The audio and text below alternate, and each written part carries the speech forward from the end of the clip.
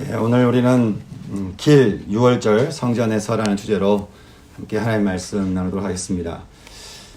우리는 지난 시간에 우리가 어떻게 하면 우리가 좀 사람의 일에 저항하고 그리고 악에 우리가 항거할 수 있는지에 대해서 우리가 세 가지를 함께 나눴죠. 기억나십니까? 첫째는 뭐였죠? 자기를 부인하는 것이다. 자기를 부인하라. 이렇게 말씀하셨습니다. 우리에게는 이미 이렇게 몸으로 익숙해져 버린 육의 사람이 있습니다. 이거를 참 부인하기란 참 쉽지 않습니다. 이미 그것이 나라고 이렇게 믿고 있고 또 내가 되어버렸기 때문에 그런 것이죠. 하지만 우리가 육의 사람에서 벗어날 수 없다면 하나님은 인간으로 오셔서 죽으실 이유가 없었습니다. 길이 있으니 주님이 죽으셨고 주님이 죽으셨으니 우리가 산 것이죠. 아니 정확히 말하면 우리가 에덴으로 되돌아갈 수 있게 되었다고 하는 것입니다. 그래서 우리는 매일매일 우리를 새롭게 하시는 그 십자가 앞에 우리를 부인하고 또 원래 우리 모습대로 우리는 되돌아가야 하는 것입니다. 이것이 나를 부인하는 것이에요. 두 번째는 뭐라고 했습니까? 자기 십자가를 지라고 했습니다. 죄된 내가 더 이상 일반적으로 가는 넓은 길을 가지 않기로 결정하는 거예요. 여러분, 사람을 미워하는 게 쉬울까요? 사람을 용서하는 게 쉬울까요? 사람을 판단하고 정죄하는 게 쉬울까요? 그 죄를 덮어주고 용서하는 게 쉬울까요? 사람들은 넓고 쉬운 길을 갑니다. 판단하고 정죄하고 미워하고 그건 아주 쉬운 거예요, 사실은. 근데 비아 돌로로사 주님이 앞서 걸으신 그 길은 쉬운 길이 아니었습니다. 그 길은 매우 어렵고 굉장히 불편한 길이었습니다. 그리고 그 길에서 주님은 우리 온 인류를 구원하셨습니다. 백범 김구 선생님이 좋아하셨던 선시라는 시가 있습니다. 눈 덮인 들판 길을 걸어갈 때 아무렇게나 어지럽게 걷지 마라. 오늘 남긴 내 발자국이 뒤따른 사람의 이정표가 되리니. 언제나 백범 김구 선생님이 이 시를 외우면서 사셨다고 하는데요. 여러분, 이것이 바로 십자가 예수님이 걸으셨던 걸음이었습니다. 굳이 걸으실 필요가 없는 이 길을 가신 것은 이 길이야말로 우리 육이 죽고 우리 영혼이 사는 길이기 때문에 그런 것이죠. 그리고 사람의 길에서 하나님의 집으로 되돌아갈 수 있는 길이기 때문에 그렇습니다.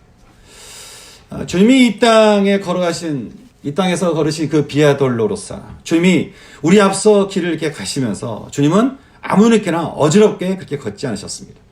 오직 가야 할 길을 올곧게 가셨고 우리를 구원하셨습니다. 그리고 그 완전한 승리의 자리, 부활에서 주님은 이제 우리를 보시며 말씀하시는 거죠. Come. 나를 따르라는 거예요. 내가 다 이루었으니 너희는 나를 따라오기만 하라는 것이죠. 여러분, 신앙이라고 하는 것은요, 홀로 새로운 길을 걷는 게 아닙니다. 우리는 흔히 이렇게 신앙의 1세대 그렇게 얘기를 하죠. 여러분, 엄밀히 말하면요, 우리 신앙의 1세대는 예수님입니다. 우리가 흘러가는 게 아니에요. 먼저 주님이 앞서 가셨어요. 그래서 우리의 신앙의 1세대는 예수 그리스도인 것이죠. 우리는 그 앞서 가신 주님 발자국을 따라가면 되는 거예요.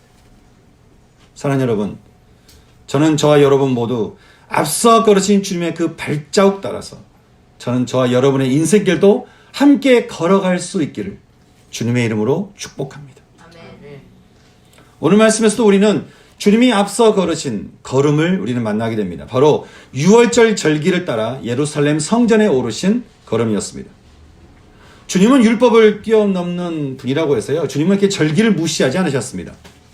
왜냐하면 그 절기를 누가 만드셨죠? 하나님이 정하셨기 때문에 그런 것이죠. 여러분, 6월절이 어떤 날입니까?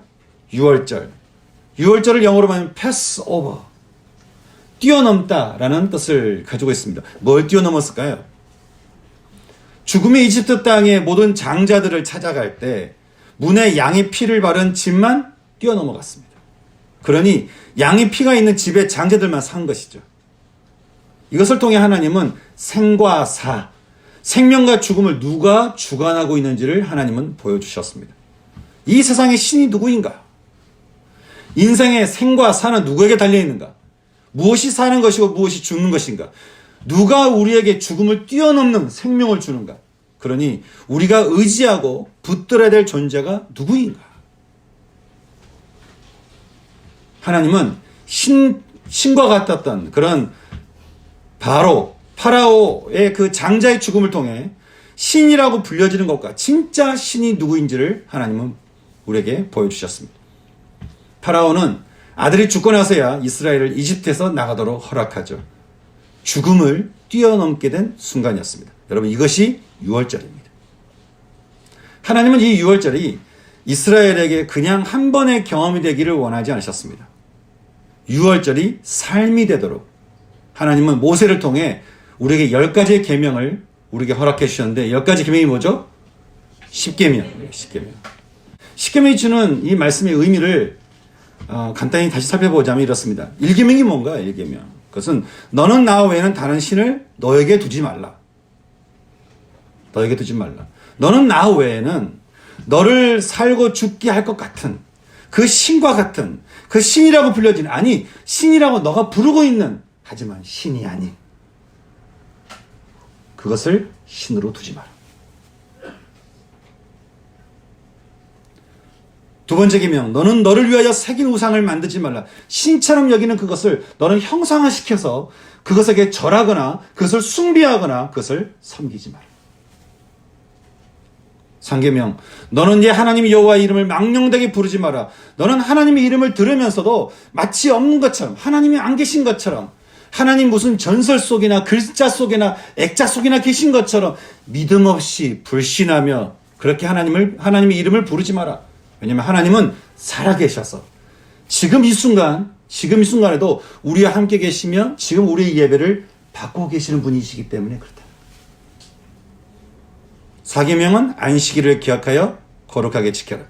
내가 생명을 부르는 절기를 기억하여 거룩하게 지키라는 거예요. 우리에게 어떤 절기가 있습니까? 성탄절이 있고 고난주간을 지나서 부활주일이 있고 추수감사주일까지, 그리고 매 주일 드리는 이렇게 6월절의 그 예배까지. 5계명은 뭐죠? 내 부모를 공경하라. 이것이 이웃사랑의 시작이니 부모를 공경하지 않으면서 누군가를 사랑한다고 말하지 마라. 부모를 공경하지 않으면서 사랑이란 것을 얘기하지 마라. 6계명은 살인하지 말라. 나의 형상을 따라 창조된 나의 생명의 존엄성을 존중하라. 나의 형상의 존엄성을 해치지 마라. 7계명은 간음하지 마라. 너희는 내가 정한 결혼의 질서 안으로 들어와라. 그리고 그 안에서 경계를 넘지 마라. 8계명은 도둑질하지 마라. 내가 각 사람에게 준 소유의 경계선을 넘지 마라. 9계명은 내 이웃에 대하여 거짓 증거하지 마라. 나의 형상을 말로서 분열시키지 마라. 10계명은 내 이웃의 집을 탐내지 마라. 모든 사람에게 내가 준 그 이상을 탐하지 말고 자족하라. 하나님은 간단하지만 결코 가볍지 않은 우리 인생을 살게 하고 또 죽게 하는 이 10가지의 계명이 우리의 인생 계명이 되게 하셨습니다. 사랑하는 여러분, 저는 이 10가지 우리를 살게 하는 이 10계명이 저는 저와 여러분 모두의 가슴에 깊이 새겨질 수 있는, 이것이 여러분 인생의 절대 기준이 될 수 있는 은혜가 있기를 소망합니다. 이렇게 하나님은 십계명을 통해 우리 인생이 이 세상에서 유월하기를 바라셨습니다. 우리가 지금 보내는 이렇게 주일도 마찬가지 아니겠습니까? 빌라도 재판에 의해서 사형 선고를 당하신 주님은 금요일 오후에 십자가에 달려서 죽으시게 됩니다. 해가 지면서 하루가 시작되는 유대인 시간표예요. 그러니 오후에 돌아가신 주님이 이제 해가 지면서 바로 토요일이 됐겠죠. 유대인 시간표니까요. 그렇게 토요일 안식일에 주님은 무덤에 계시게 됩니다. 그리고 다시 토요일 저녁 해가 지면서 안식일 다음 날이 된 지금의 일요일에 주님은 약속대로 3일 만에 부활하시게 됩니다. 제자들은 이 날을 기념하여 매주 안식일이었던 다음날, 토요일 다음날인 주님이 부활하신 일요일마다 모여서 하나님을 예배하기 시작했는데, 여러분 그러면 이 주일, 우리가 매 일요일마다 모이는 이 일요일, 이 주일이 어떤 날이라는 거예요? 십자가에서 피를 흘리신 예수님을 예배하게 되는 이 날은 주님뿐만 아니라 주님 따라 걷는 모든 이들이 죽음을 뛰어넘게 되는 이 날은 우리 모두의 부활의 날이면서 동시에 우리 모두의 유월절이 되는 것이죠. 이 부활의 날, 유월절에 십계명을 주신 하나님은 우리에게 물으시는 거예요. 이 세상의 신이 누구인가?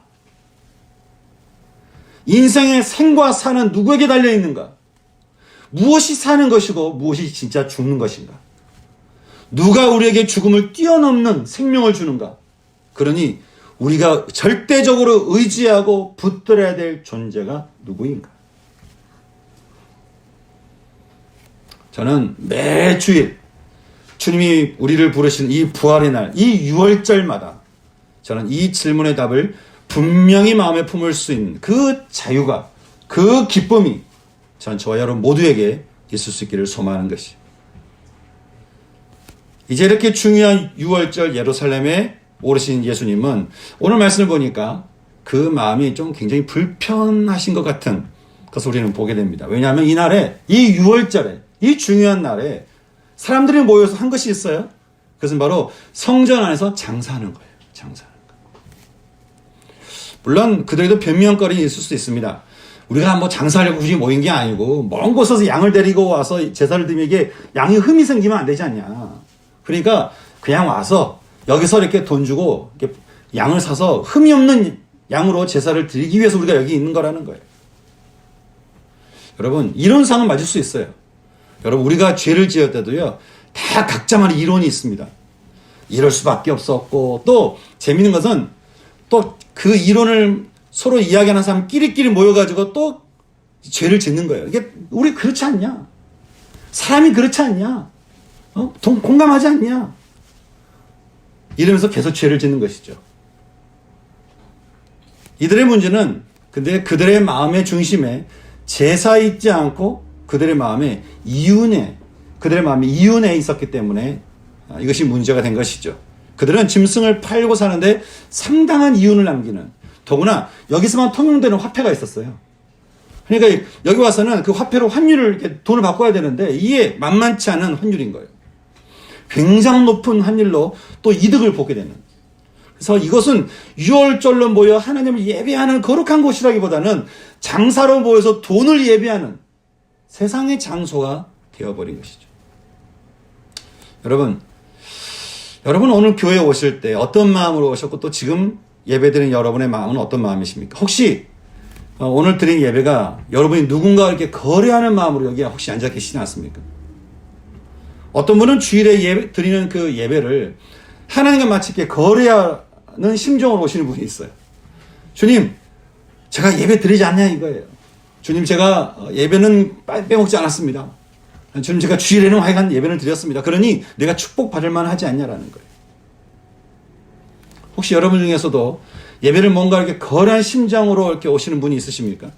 예수님은 성전이 아닌 거래 현장이 되어버린 이곳에서 좀처럼 이렇게 보기 힘든 분노의 행동을 드러내신 것을 보게 됩니다. 그렇다고 여러분, 주님의 분노의 행동을 드러내셨다고 해서 성경에서 우리는 예수님이 뭐 감정이 막 격양됐다든지 예수님 뭐 이성을 잃을 만큼 뭔가 미친 듯이 분노하셨다든지라는 기록이 없습니다.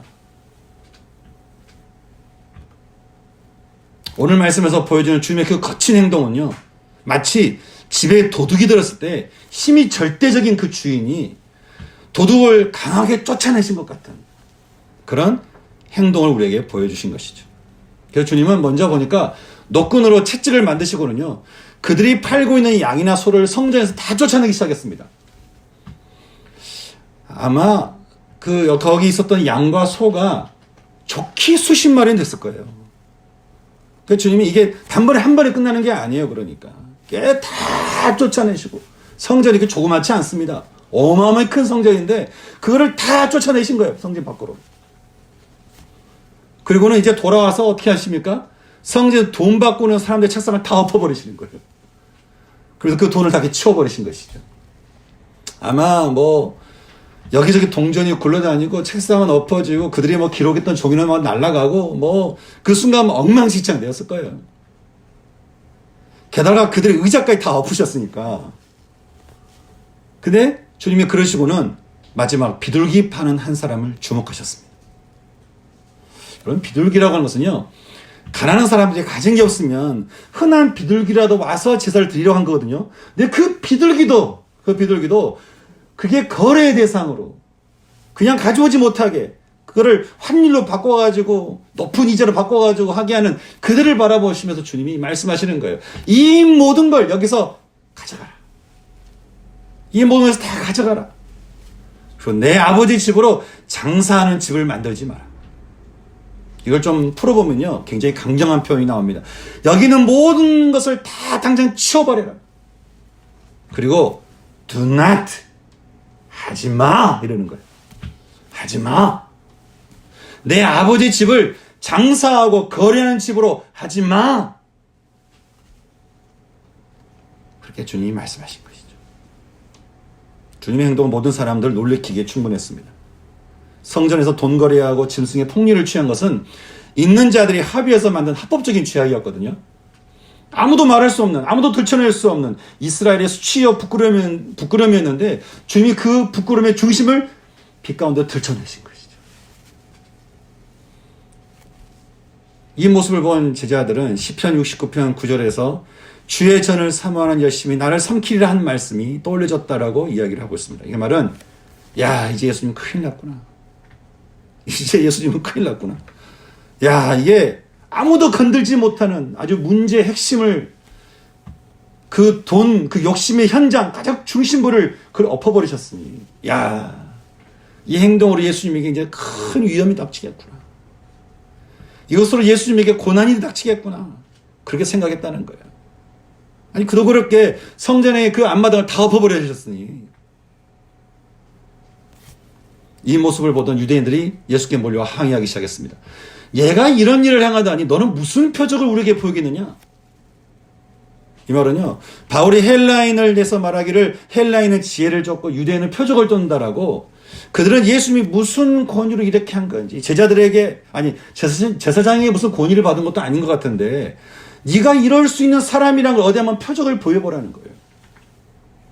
우리 선지자들이 했던 것처럼 네가 이럴 수 있는 자격이 있다는 것을 한번 나한테 표적을 보여봐라.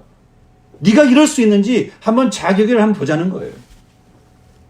그러자 주님이 표적을 보이셨죠? 어떻게 하셨을까요? 그 표적을 반드시 성취하는 말씀으로 하시는데, 말씀하시기를 너희가 이 성전을 헐라 내가 사흘 동안에 일으키리라. 너희가 이 성전을 파괴해라. 내가 3일 만에 다시 성전을 세울 것이다.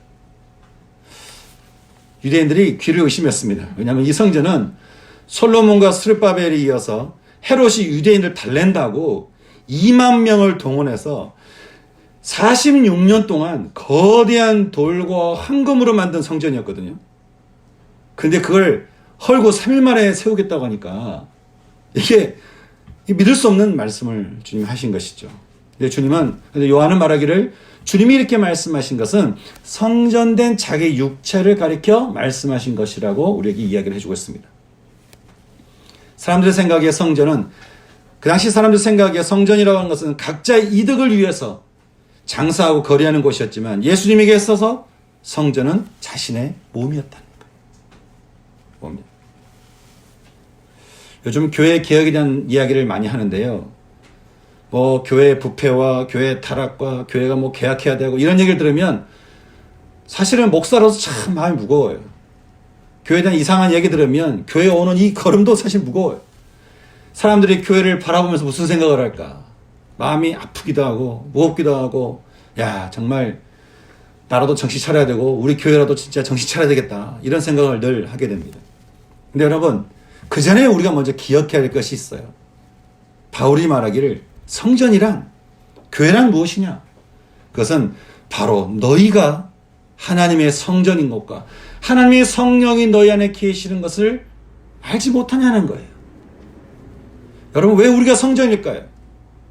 에베소서 1장은 말하기를 성전은, 교회는 그의 몸이니 만물 안에서 만물을 충만하게 하는 이의 충만이라는 거예요. 다시 말해서 교회는 예수의 몸이니, 교회는, 성전은 예수의 몸이니, 어디서나 모든 것을 충만하게 하시는, 넘치게 채우시는 분이 충만하게 계신 곳이 바로 이 교회요 성전이라는 거예요.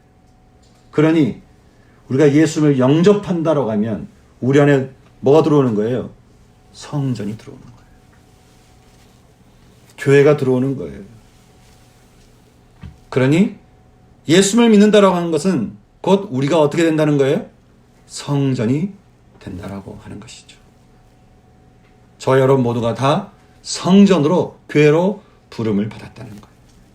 그러니 우리가 세상 사람들처럼요, 여러분 막 교회를 욕하고 정죄하면 결국 누구를 욕하는 거예요?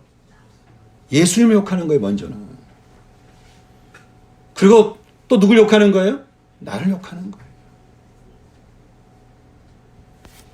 그럼 어떻게 세상 교회든 우리 교회든 교회로 바르는 우리가 정말 거룩해질 수 있을까? 어떻게 우리가 이 교회된 우리가 세상에 항거하면서 죄에 항변하면서 사람의 일을 거슬러서 하나님의 일, 하나님의 나라를 향한 삶을 우리가 살아갈 수 있을까? 어떻게 우리가 그럴 수 있을까? 결론부터 말씀드리자면 그럴 수 없다. 그럴 수 없다. 의인은 없나니 하나도 없다라는 것이죠. 우리는 그럴 수 없다는 거예요. 우리는 회복되기가 어렵습니다. 아니, 회복될 수가 없습니다.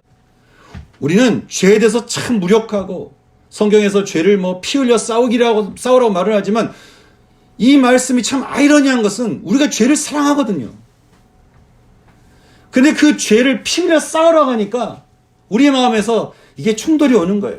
그러니 말씀을 못 들은 척, 말씀을 안 본 척, 그러면서 내 마음이 가는 대로, 내 마음에 가는 대로 그 죄를 사랑하는 그 마음대로 살아가고 있는 우리의 모습이 있는데 어떻게 할 거냐는 거예요. 우리가 어떻게 하면 정말 하나님 나라를 향해서 갈 수 있겠냐는 거예요. 교회로 부름받았는데, 성전으로 부름받았는데 어떻게 우리가 거룩한 성전이 될 수 있겠냐는 거예요.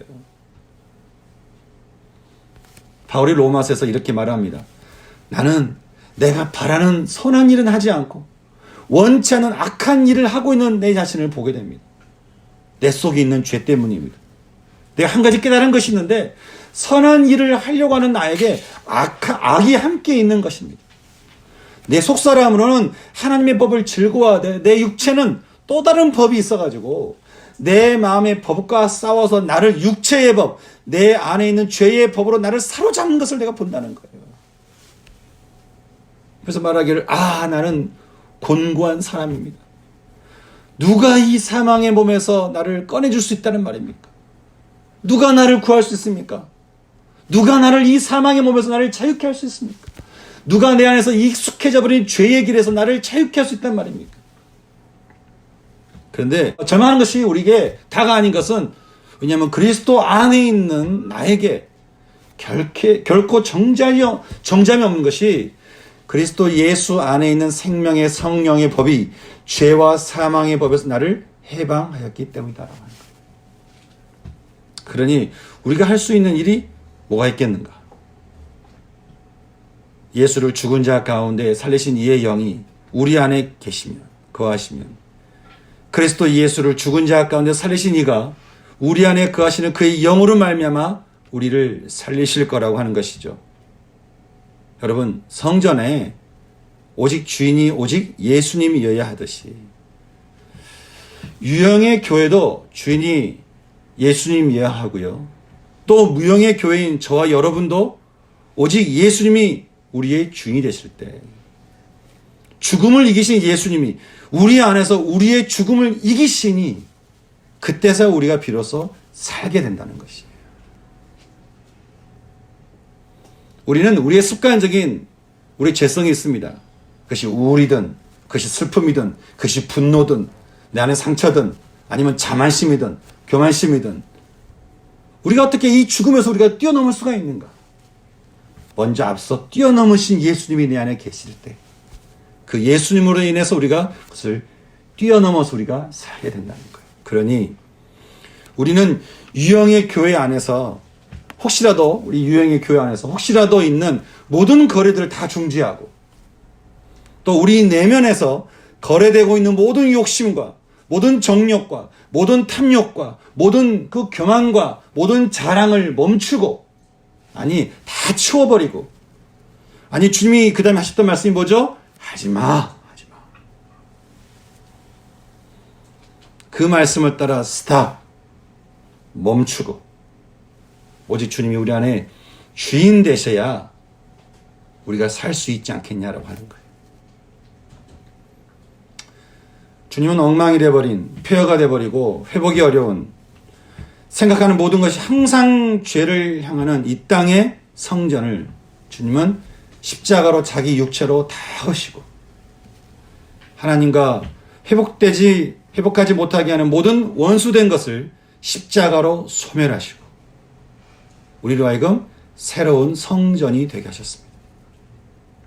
이를 위해 주님은 오늘 말씀에서도 약속하기를 너는 이 성전을 허물라는 거예요. 내가 사흘 동안에 내가 일으키겠다라고 하는 것이죠. 그 말은 너희는 너희의 성전을 파괴하라는 거예요. 너희가 이제까지 세워왔던 너의 그 폐허되고 그 잘못된 그 모든 성전을 어떻게 해요? 파괴시켜라. 그리고 너가 파괴시키면 내가 그곳에서 3일 만에 다시 성전을 세울 거라는 것이죠. 그러니 너희의 유혹의 욕심을 따라 썩어져가는 옛 습관을 따르는 옛 성전, 타락하고 냄새나며 허물어진 옛 성전, 옛 사람을 어떻게 해요? 벗어버리고. 세상 사람들이 하나님에 대해서, 예수님에 대해서는 그 건축자들의 그 버린 도이지만 우리를 새롭게 하시는 새 성전의 모퉁이 머릿돌 되시는 그리스도를 따라 오직 마음의 영을 새롭게 하여 하나님을 따라 의와 진리의 거룩함으로 지으심을 받은 새 성전, 새 사람을 어떻게 해요? 입으라는 거예요.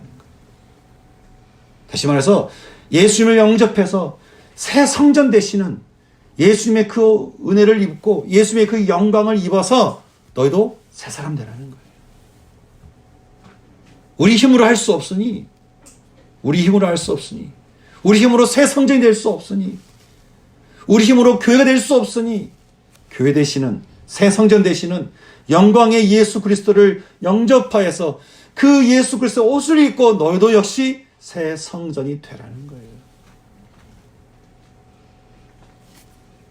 사랑하는 여러분, 저는 죽은 자 가운데서 살아나신 그래서 새 성전이 되시는 예수님으로 인해서 먼저는 사순절 기간 동안 저는 우리의 삶을 매일매일 돌이키면서 우리의 옛 자아에 대해서 이제까지 너무나 익숙해져 버린 우리의 죄성 가득한 우리 자아에 대해서 날마다 어떻게 십자가 앞에서 디나이 부인하며 그 모습을 계속해서 거절하고 거부하고 그렇게 우리가 부인하면서 죄에 대한 모든 기준을 나에게 도와가지고 이 정도까지는 괜찮지 않나, 이거는 내가 그렇고 하는 모든 것까지 다 어떻게 해요? 디나이. 내 고집과 내 아집과 내가 믿는다라고 생각하는 그 모든 것도, 내가 맞다고 생각하는 모든 그 판단도 어떻게 해요? 십자가 앞에서 디나이. 여러분, 우리는 주님 앞에요, 우리는 좀 어떻게 보면 영이 될 필요가 있어요. 그동안 우리가 쌓아왔던 모든 인생, 우리가 숫자로 계산하고 우리가 세웠던 모든 인생을 우리가 하나님 앞에 다시 영으로 우리는 다시 돌이킬 필요가 있어요. 우리 스스로는 인생을 세울 수 없기 때문에 그렇습니다. 우리는 항상 시작점으로 돌아와야 돼. 우리는 시작점에 돌아와서 주님이 내 삶을 인도하셔서 나를 승리의 길로 가시는 그 은혜를 우리가 누려야 돼. 그러면 어떻게 해요? 가던 길을 멈춰야 됩니다. 우리 힘으로, 내 생각으로, 내 고집으로 가던 모든 길을 스탑, 멈춰야 됩니다. 일단 멈춰야 돼요. 그리고 우린 다시 영이라고 적혀진 곳으로 돌아와야 돼요. 그곳에서 우리가 기도하는 것이죠. 이 세상에 가는 쉽고 넓은 길이 아니고 우리 주님이 걸어가셨던 그 십자가를 내가 지고 주님을 따르는 길을 우리가 가기로 결정하는 거예요. 여러분, 그렇게 될 때 우리 안에 무너진 성전이 새롭게 되어지고 우리는 새 사람이 된다라고 하는 것이죠. 새 사람, 새 성전에 대한 이야기를 많이 듣지만 진짜 새 사람, 새 성전을 누리는 사람이 많지 않아요. 왜냐하면 우리가 가진 게 너무 많아요. 점처럼 부인하지 않아요. 계속해서 하나님과 타협해요. 거래해요. 싹 치워버리지 않아요. 적절하게 하면 그게 개혁입니까? 타협하면 개혁이 아니에요. 버릴 것은 다 버려야 돼요.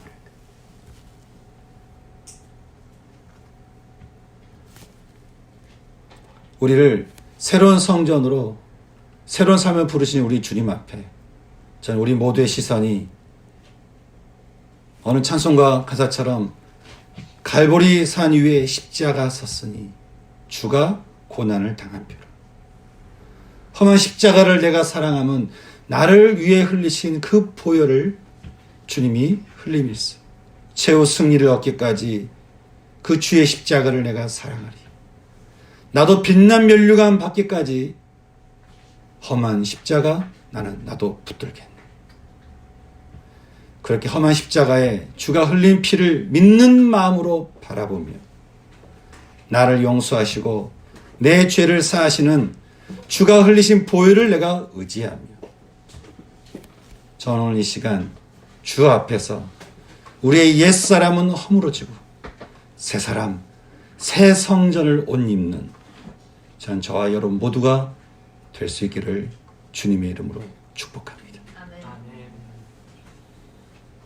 함께 우리 찬송가를 같이 불렀으면 좋겠습니다. 갈보리 산 위에 함께 우리 찬송가 부르면서요.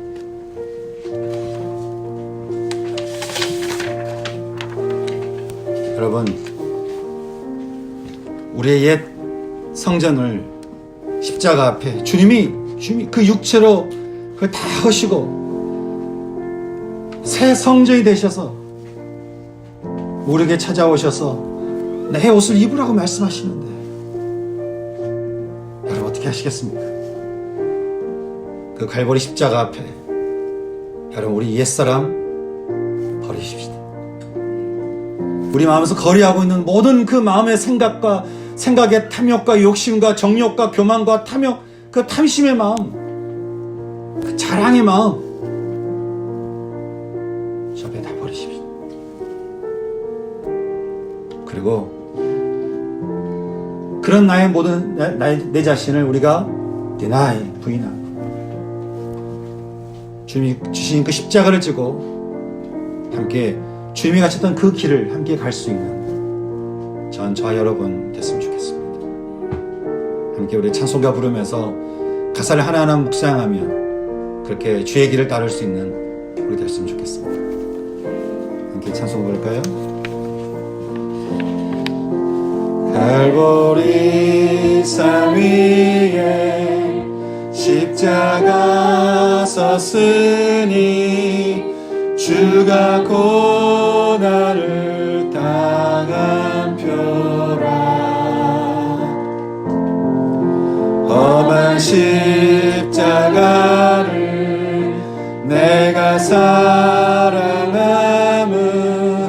주가 보혈을 흘림일세 최후 승리를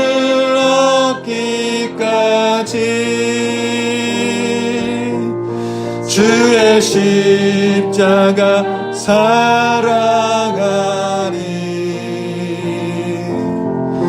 빛나며